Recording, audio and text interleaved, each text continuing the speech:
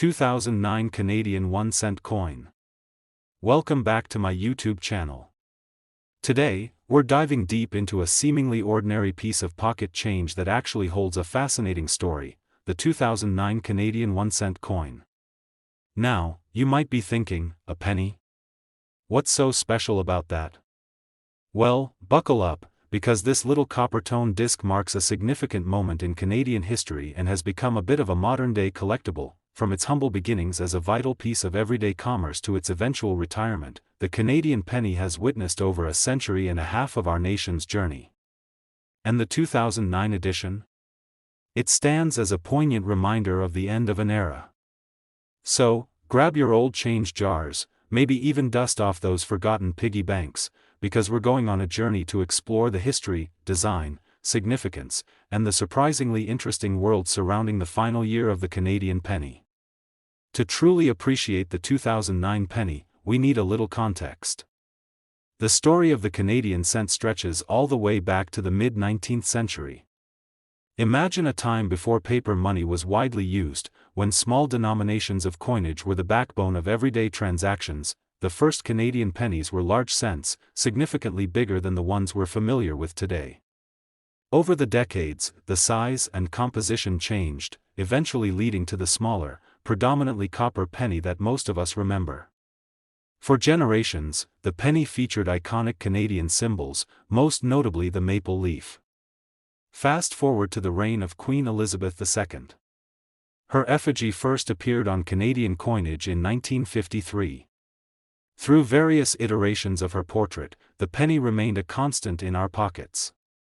And that brings us to our star of the show, the 2009 penny. The 2009 penny features the familiar portrait of Queen Elizabeth II on the Obverse, which was designed by Susanna Blunt. This particular effigy has been used on Canadian coins since 2003 and is known for its dignified and mature portrayal of the monarch. Now, let's flip it over to the reverse, the tails side. Here, we see the iconic twin maple leaves, a design that has been synonymous with the Canadian penny for a very long time. This specific rendition of the maple leaves was designed by George E. Kruger Gray and evokes a strong sense of Canadian identity. So, what makes the 2009 penny special? Well, it's the last of its kind. In 2012, the Canadian government officially announced that the penny would be discontinued from circulation. The rising cost of producing the coin, which by that point was exceeding its face value, was the primary reason for its retirement.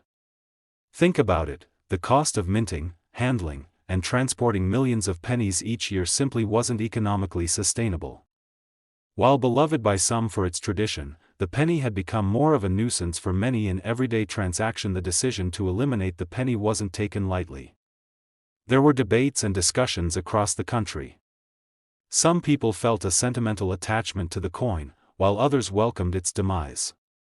Ultimately, the economic realities prevailed. The Royal Canadian Mint ceased distribution of the penny in February 2013. However, the 2009 pennies were the last ones produced in significant quantities before this announcement. This makes them a unique marker in Canadian numismatic history, the final year of widespread penny production. Now, let's talk about collecting. Is the 2009 penny a valuable collector's item? Well, in terms of raw material value, a single copper penny isn't going to make you rich. However, its historical significance as the last year of production does give it some inherent collectibility. Uncirculated examples of the 2009 penny, especially those still in their original mint rolls or packaging, are generally worth more than face value. While you might not find any $1,000,000 2009 pennies, unlike some rare errors from other countries and eras, they are slowly appreciating in value as time goes on and more of them are taken out of circulation or end up lost. Factors that influence the value of a 2009 penny include its condition, whether it's circulated or uncirculated, any potential errors, though 2009 pennies with significant errors are rare, and the overall demand from collectors. If you happen to have a roll of 2009 pennies tucked away, it might be worth holding onto them. Over the long term, as they become increasingly scarce in everyday use, their value to collectors is likely to continue to rise, albeit gradually. But beyond its potential monetary value, the 2009 penny serves as a tangible link to a bygone era. It's a reminder of a time when every cent counted in our daily transactions.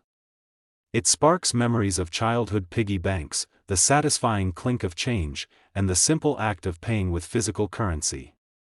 The discontinuation of the penny also had some interesting practical implications.